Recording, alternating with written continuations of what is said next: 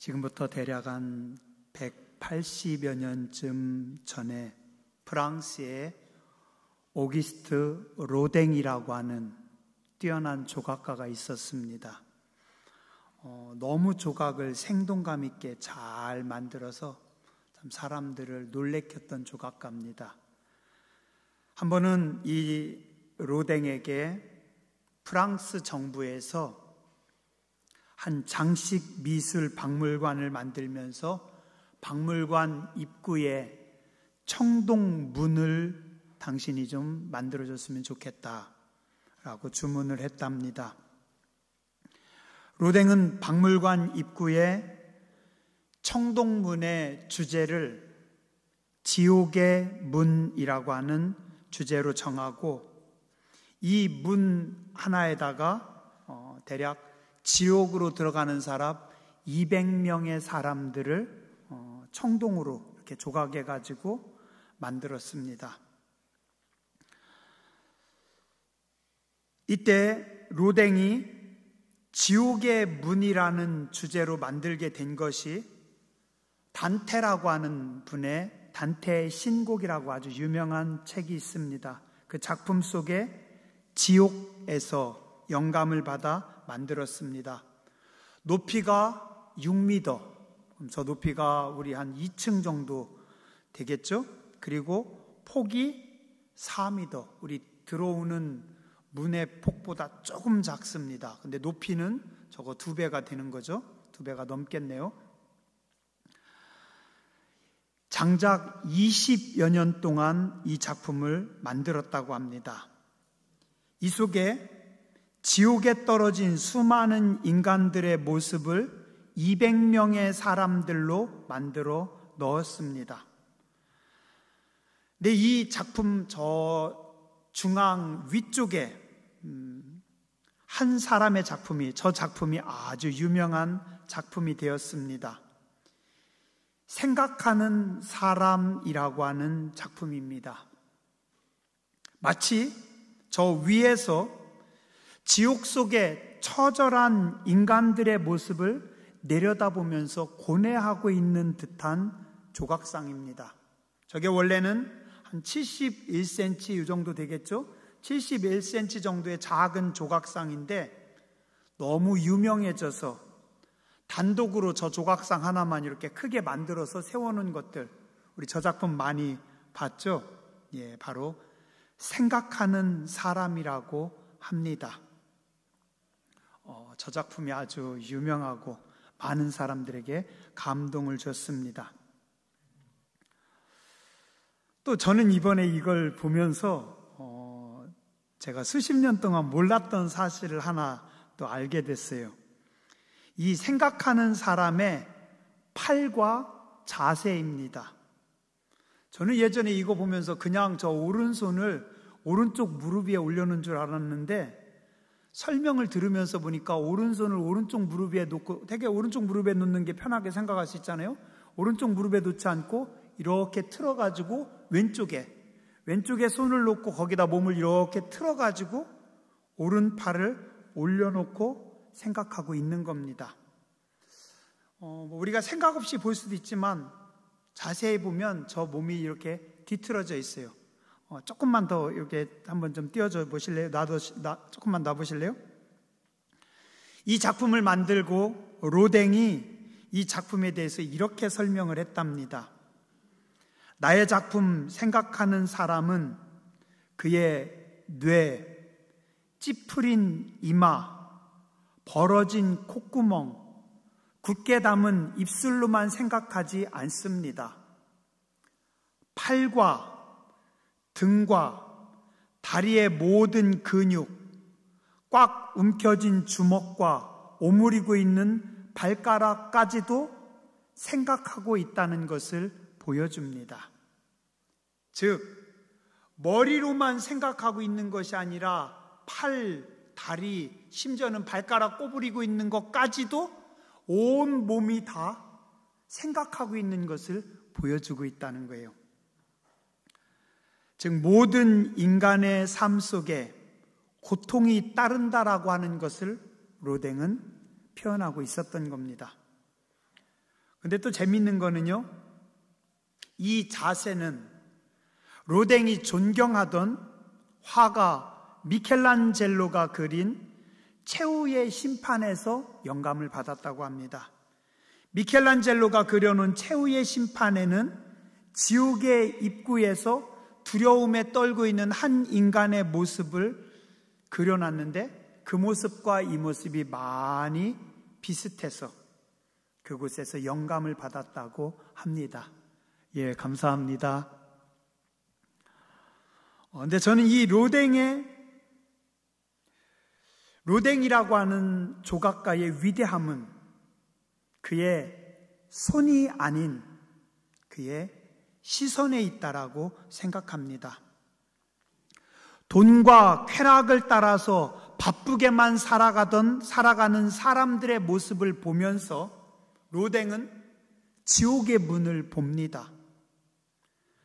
단테의 신곡을 읽으면서 지옥의 참상을 보게 됩니다.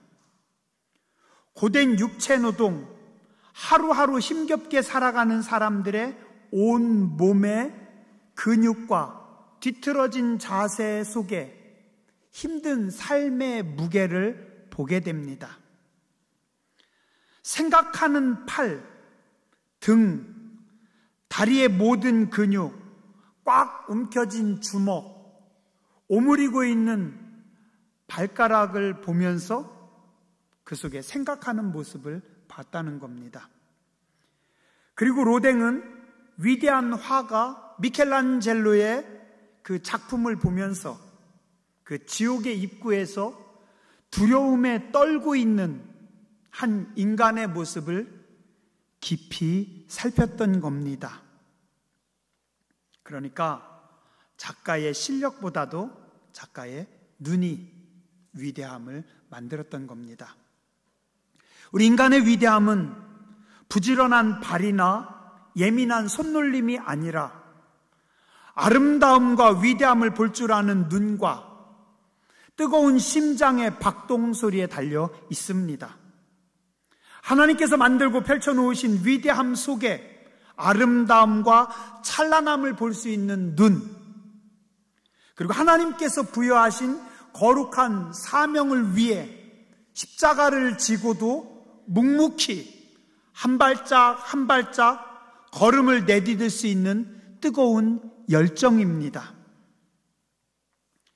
예전의 사람들은 지식이 많으면 훌륭한 줄 알았습니다.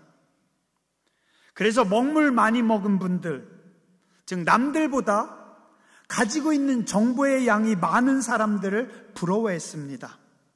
그러나 진짜 중요한 것은 정보의 양이 아니라 눈앞에 펼쳐진 수많은 전경들, 때론 스쳐 지나가는 현상들 속에서 본질을 꿰뚫고 전체를 통찰할 수 있는 눈, 그리고 그것을 깊이 있게 해석할 수 있는 창의성입니다. 그래서 이제 우리는 더 이상 우리의 삶 혹은 자녀들의 삶에 지식과 정보만 주입시키는 것이 아니라 눈을 열어 창의성을 갖도록 해야 합니다. 오늘 성경 히브리서 11장 1절에 보면 이렇게 말씀합니다. 성도는 믿음의 눈을 가지고 보이는 것만 보는 것이 아니라 보이지 않는 것들을 봐라. 믿음이 없는 사람들은 보이는 것만 보고 보이는 대로 판단하지만, 그러나 하나님의 사람들, 믿음의 눈을 가진 사람들은 믿음의 눈으로 보이지 않는 세상을 바라보며 살아가라는 겁니다. 믿음은 비록 당장 보이지는 않지만 바라는 것들의 실상이고 보이지 않는 것들의 증거입니다. 안 보이는데 실상이고 안 보이는데 진짜 증거가 믿음입니다. 그래서 우리 믿음의 선배들은 그렇게 살았습니다. 일제강점기 성도들은 억압과 착취 속에서도 해방된 조국, 자유롭고 평화롭게 사는 나라, 뜨겁게 기도하고 영감 있게 예배드리는 이 나라 한국교회를 꿈꾸며 믿음으로 살았습니다. 전쟁 후에 가난해서 외국의 물자의 도움을 받으면서 살았지만 훗날에는 우리도 세계에 선교하는, 도와주는 멋진 나라가 될 것을 믿음으로 바라봤습니다. 신명기 28장을 붙잡고 세계 모든 민족 위에 뛰어난 나라, 뛰어난 자손들을 꿈꾸며 믿음으로 기도했습니다. 그래서 그 믿음이 오늘 우리의 현실이 되었고, 과거의 믿음이 오늘을 만들었고, 오늘의 믿음이 또 우리의 내일을 일구어 냅니다. 믿음의 눈으로 바라보며 살아가는 여러분들 되시기 바랍니다. 얼마 전에 좀 이상하게 막 우울해지는 겁니다. 지지난주 토요일 날 우리 성가대와 찬양단이 단합대회를 가는데 가기 전까지 제가 잿빛이었어요. 그날 아침에 잠깐 우리 또 손흥민 선수가 슛을 성공했다고 해가지고 손흥민 동영상을 잠깐 봤어요. 칭찬하는 동영상이었는데 우리 손흥민 선수는 실력도 좋지만 인성이 참 좋다고 하더라고요. 31살의 나이인데 20대 초반의 다른 선수들보다 더 많이 뛰는 겁니다. 주장으로서 항상 밝게 웃고 장난치면서 팀에 활력을 불어넣고 있는 겁니다. 그래서 지금 손흥민의 토트넘 하스퍼가 영국 내 축구팀 중에 현재 1등을 달리고 있습니다. 아침에 제가 그 동영상을 잠깐 한 5분 봤나요? 보는데 그 순간 제 머릿속에 딱 드는 생각이, 네가 우울하면 다 우울해진다. 그렇지. 제가 나가면서 속으로 결심했어요. 오늘 내가 많이 오버해야 되겠다. 내가 신나야 다른 분들도 신나고 또 다른 분들도 기쁘고 나도 오늘 산소가 돼야지. 그렇게 결심하고 나갔습니다. 그랬더니 우리 권사님들이 이쁜 사진을 많이 찍어주셨어요. 오늘 여러분들은 어떤 느낌으로 살아가세요? 여러분의 주변을 볼 때 여러분들은 어떤 안경을 쓰고 보십니까? 글루미? 잿빛? 보랏빛? 우리 충청도 사람들은 남들 앞에서 나나 주변 사람들을 좀 깎아서 말하는 게 겸손이라고 생각하는 경향이 있습니다. 그래서 저도 사람들 앞에서 우리 충선이하고 채린이를 좀 깎았어요. 근데 어느 날 얘네들이 저한테 묻는 거예요. 아빠 진짜 그렇게 생각해? 그 말을 듣고 깜짝 놀랐어요. 내가 아이들을 깎았더니 아이들이 기분 나빠하는구나. 그래서 이제는 좀 될 수 있으면 깎지 말아야 되겠다. 차라리 팔불출이라고 내가 욕먹고 마는 게 낫지. 또 그게 실제 사실이어도 우리가 기도하는 사람들인데 믿음으로 고백해야지. 자꾸 나나 내 주변 사람들을 깎아내리면, 나는 내 주변 사람들을 평가절하하면서 하나님은 높여주시길 바란다면 뭔가 우리 기도에, 우리 소망에 어폐가 있는 거 아니겠어요? 그죠? 예. 나와 주변 사람들을 깎는 것이 아니라 높이고 귀하게 여기면서 하나님 앞에 높임을 구하는 겁니다. 여러분의 주변에 벌어지고 있는 일들, 설사 팩트가 사실이 비관적이라 할지라도 팩트 체크하고 팩폭하지 마시고 그냥 아름답게 보고 우리는 아름답게 평가해야 됩니다. 꼭 사실대로만 인생을 살아야 할 필요 없습니다. 필요하다면 우리는 핑크빛 안경을 쓰고 더울 때는 파란 렌즈를 끼고 또 이런 가을에는 노란 빛깔 아니면 붉은 렌즈를 끼고 그냥 그러고 보면 됩니다. 어차피 우리는 시시비비를 다 가릴 수도 없고 이성적으로 산다라고 생각하지만 이성적으로 살지 않고 이성적으로 산다고 착각하고 있을 뿐입니다. 그냥 시시비비 다 따질 것 없이 아름답게 좋게 보고 또 좋은 눈으로 바라보며 생각하며 살아야 합니다. 어느 가족들이 함께 모여서 가족이 함께 저녁 식사를 했대요. 식사 중에 아내가 남편에게 이렇게 말했답니다. 여보, 당신은 꼭 차승원 닮은 것 같아요. 그랬더니 딸이 옆에서 있다가 말합니다. 아니야 엄마, 아빠는 공유랑 꼭 닮았어. 옆 테이블의 사람이 그 말을 듣고 쳐다봤습니다. 눈 2개인 거 빼고는 닮은 거 하나도 없는데. 그래도 괜찮아요. 어때요? 꼭 사실을 체크해야 됩니까? 아름답게 보고 아름답게 말하고 아름답게 평가하면 아름다워지고 그 속에서 사랑이, 그 속에서 따뜻함이 묻어납니다. 오늘 말씀 3절에 말씀합니다. 믿음으로 모든 세계가 하나님의 말씀으로 지어진 줄을 우리가 아나니 보이는 것은 나타난 것으로 말미암아 된 것이 아니니라. 믿음으로 하나님이 만든 세계를 너희는 바라보고 믿음으로 하나님이 만든 세상을 받아들여라. 우리 믿는 사람들은 인생의 모든 순간에 믿음의 눈으로 바라봐야 됩니다. 성도는 항상 믿음을 가지고 살아야 합니다. 삶 속의 모든 일을 믿음의 눈으로 바라보고 믿음의 눈으로 해석하며 살아가는 겁니다.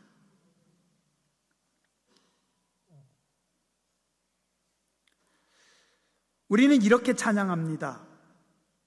주의 길을 걸어가는 동안에 세상의 것 의지할 수 없으니 감사하고 낙심하지 말 것은 주께서 참 기쁨이 되심이라.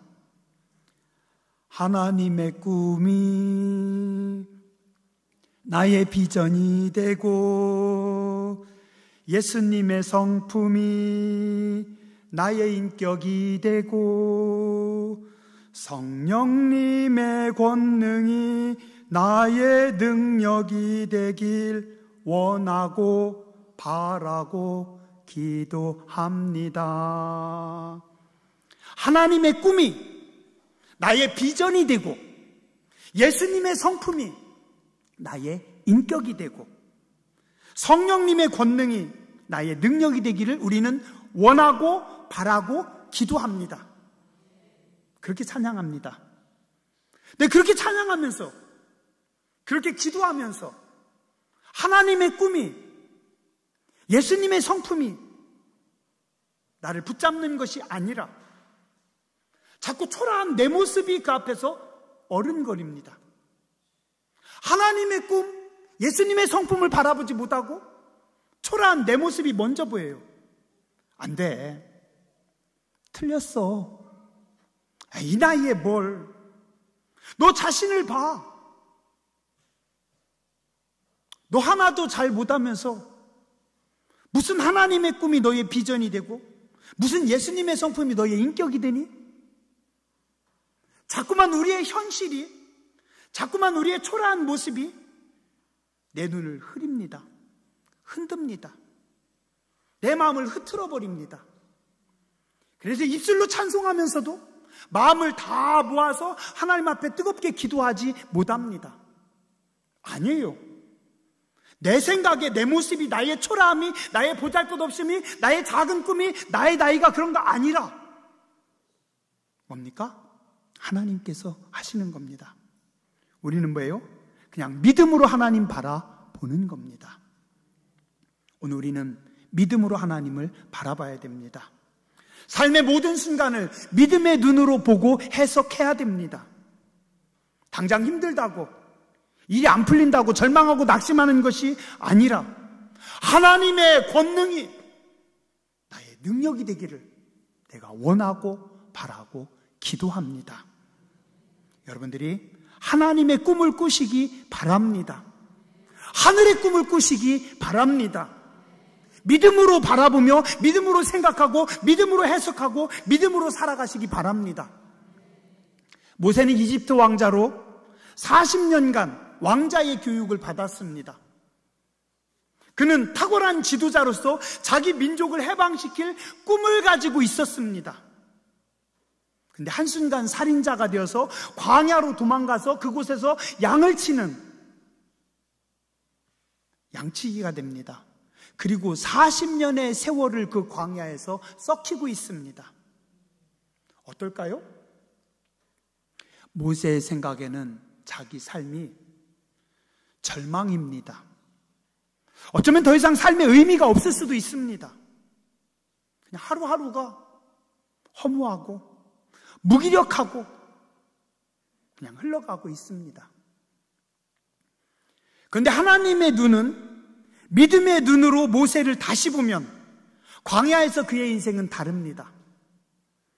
40년 이집트 왕자로 살아갈 때는 신의 아들로서 교만의 정점에 있었지만 80살의 모세는 세상 모든 사람들보다 가장 온유하고 겸손한 사람이 되었습니다.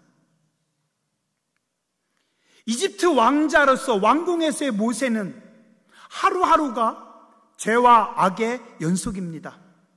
그가 받은 군사훈련은 사람을 죽이는 살인 기술이었고 잔인하고 혹독하게 백성들을 통치하는 기술을 배웠고 온갖 쾌락과 탐욕에 몸과 정신이 다 젖어서 살아가던 인생입니다.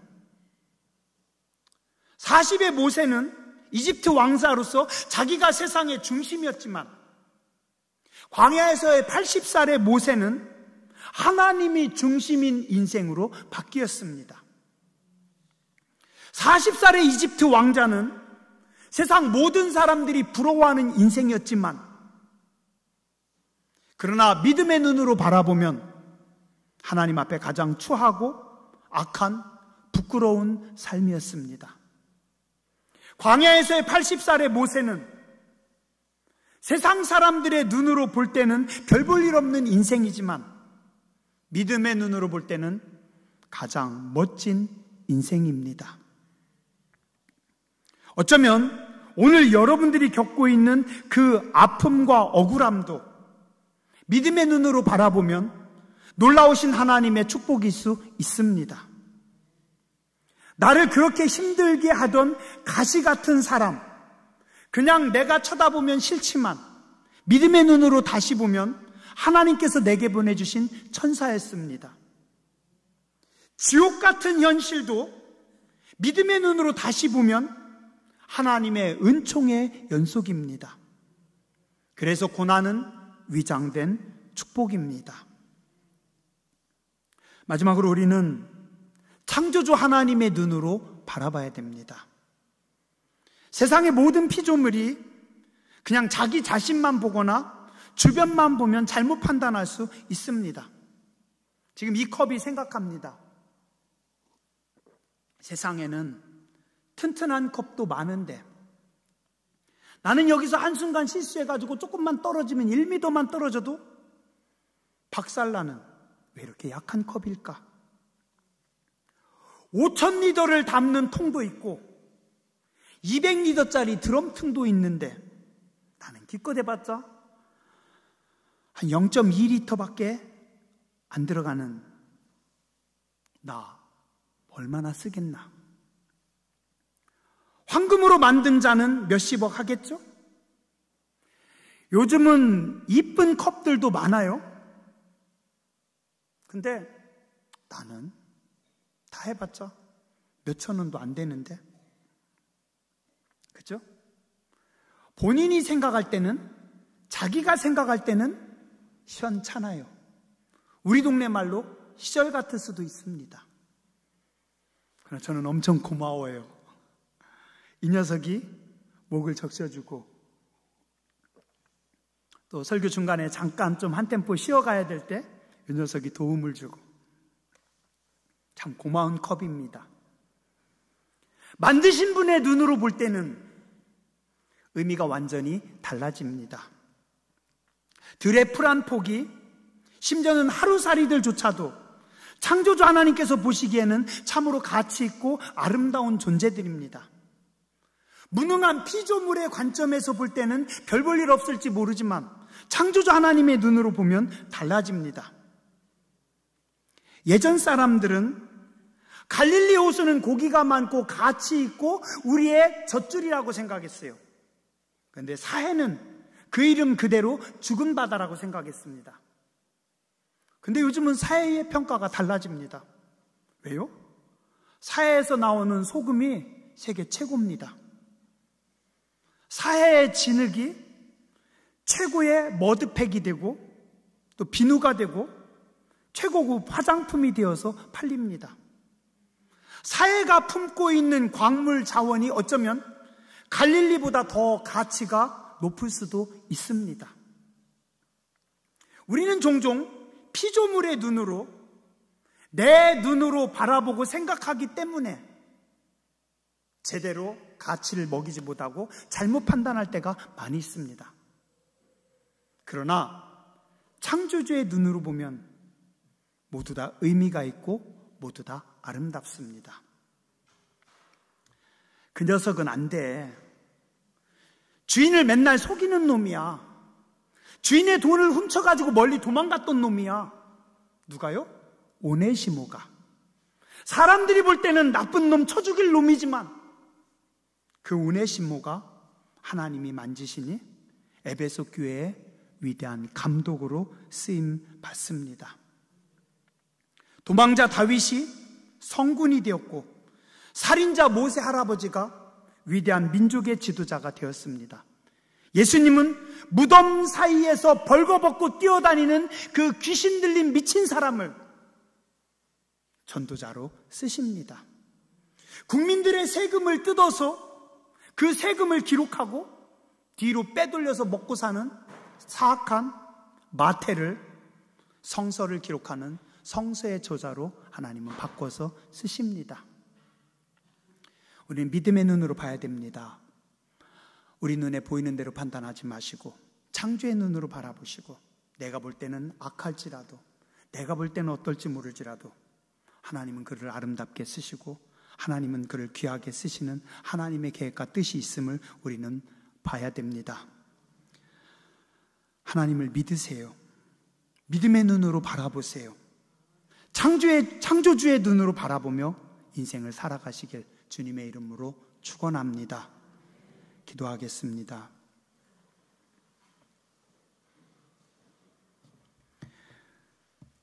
믿음이 없이는 하나님을 기쁘시게 하지 못하나니 하나님께 나가는 자는 반드시 그가 계신 것과 또한 그가 자기를 찾는 자들에게 상 주시는 이심을 믿어야 할지니라.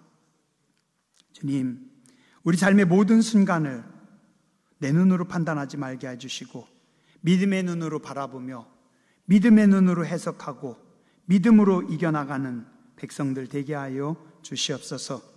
창조주 하나님의 눈으로 바라보게 해주시고 하나님의 마음으로 세상을 대하게 해주시고 하나님의 생각으로 움직이는 교회와 주의 성도들 되게 하여 주시옵소서. 거룩하신 주님 예수님 이름으로 감사하며 간절히 기도드렸습니다. 아멘.